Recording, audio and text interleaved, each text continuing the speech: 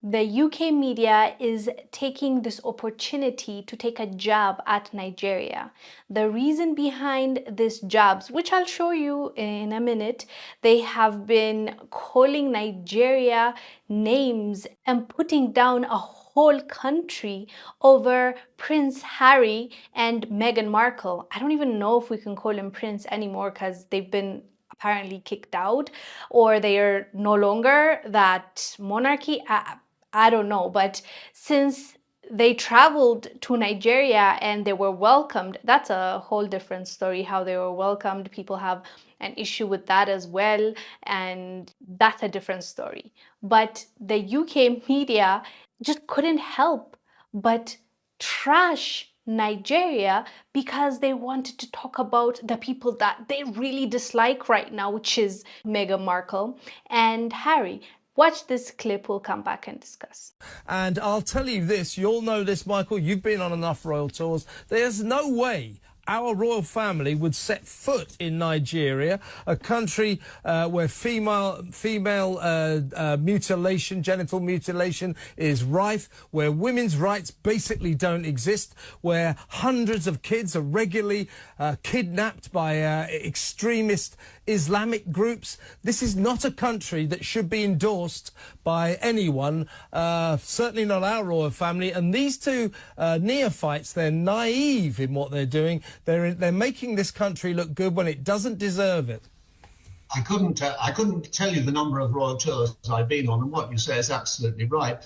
You know, Nigeria, the Foreign Office and the American State Department both say it's a dangerous destination. You must not go there. It vies with Johannesburg in South Africa to be the murder capital of the continent. And you and I know that in that country, there's industrial scale boiler rooms of people who are ripping off people around the world, internet fraud, wholesale internet fraud, defrauding old ladies, stealing identities, and none of that is ever prosecuted. Now, as we know, there he is on his polo pony playing in favor of one of his African charities. As we know, Prince Harry came back and said this country was not safe enough for him. He took his father's government to court over it. Eventually, a judge slapped him down and said he couldn't have a permission to appeal. Otherwise, he would have appealed. Now, he's gone to that country there where it's an extremely dangerous place. He had, admittedly, 4 burly bodyguards with him, but how he can maintain that the level of armed protection for him when he's in this country. And when we saw him here last week, he had very, very adequate protection. They want to be adored and... Why disrespect a whole country?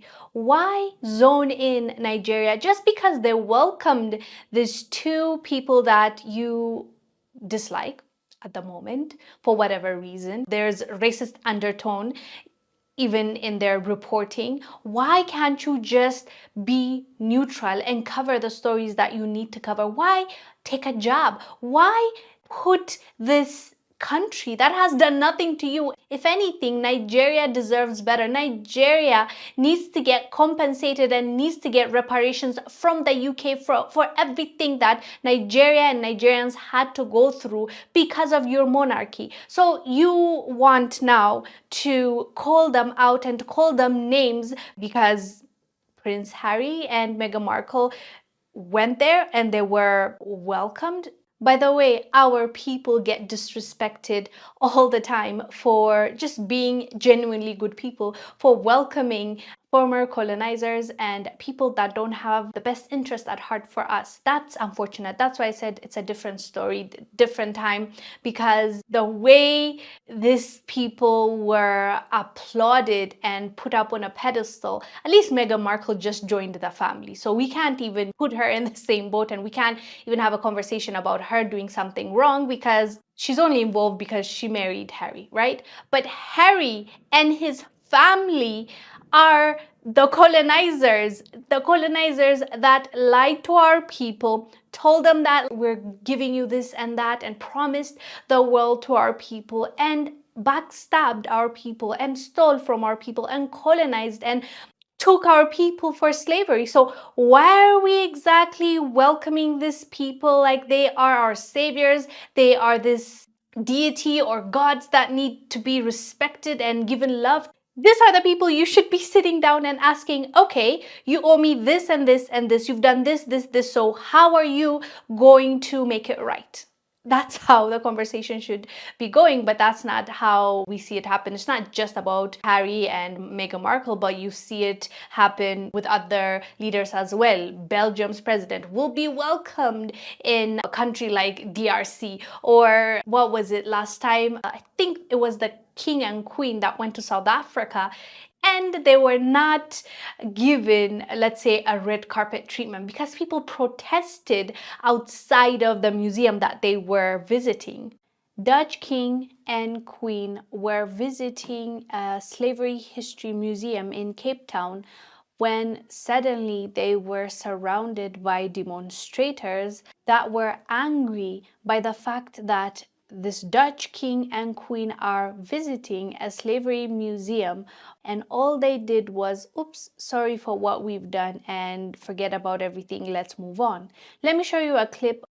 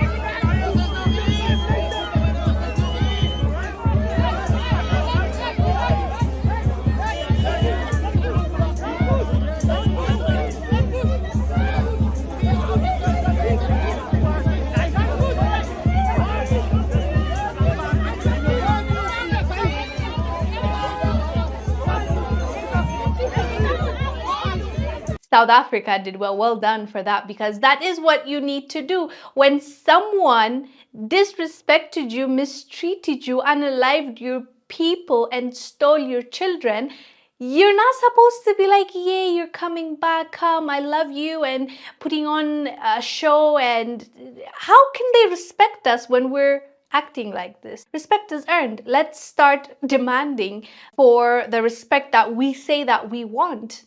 So yeah, that's what the mainstream media of the UK did and said. By the way, those are different channels across the board that were minimizing and disrespecting Nigeria in the name of calling out Harry and Meghan Markle. Anyways, fam, let us know down below what your thoughts are about this disrespect. I am Wongel Zelalem.